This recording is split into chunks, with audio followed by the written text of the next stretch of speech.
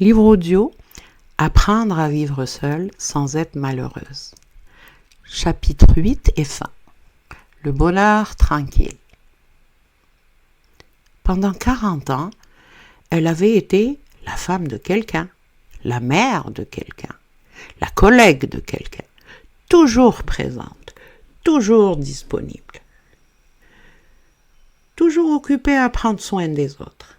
Et puis, un matin, elle s'était demandé qui elle était, elle. C'était un dimanche, comme tant d'autres. La même maison, les mêmes murs, la même horloge qui faisait entendre son petit tic-tac rassurant.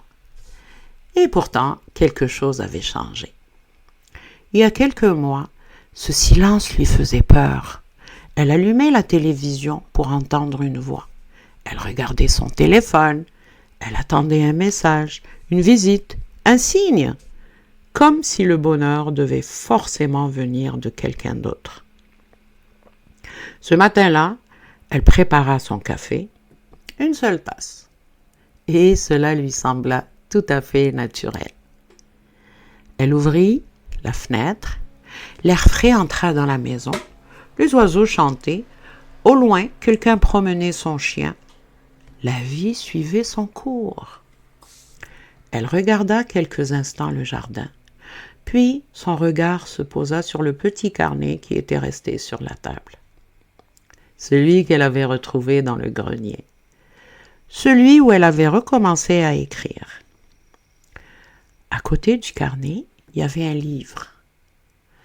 Un de ceux que la vieille libraire lui avait conseillés. Elle s'installa dans son fauteuil préféré. Le même fauteuil où quelques mois plus tôt elle regardait le vide.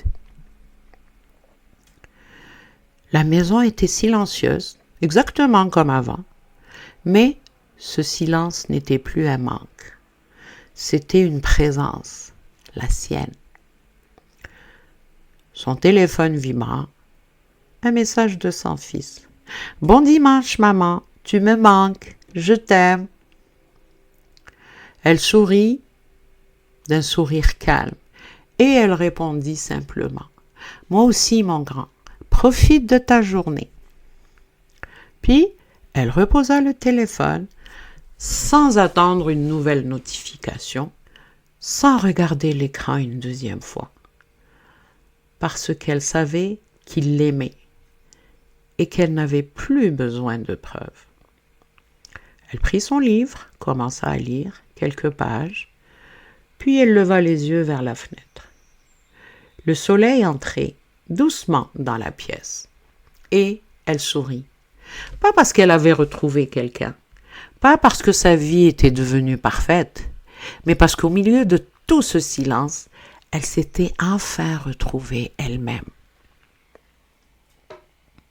On croit parfois que le bonheur arrive avec une rencontre, un grand changement, une nouvelle histoire d'amour.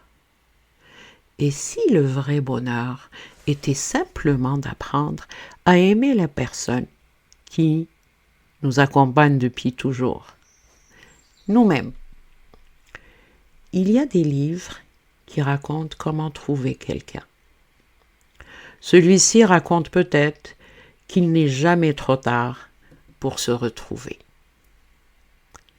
Et voici la fin de ce livre. À demain pour un autre livre.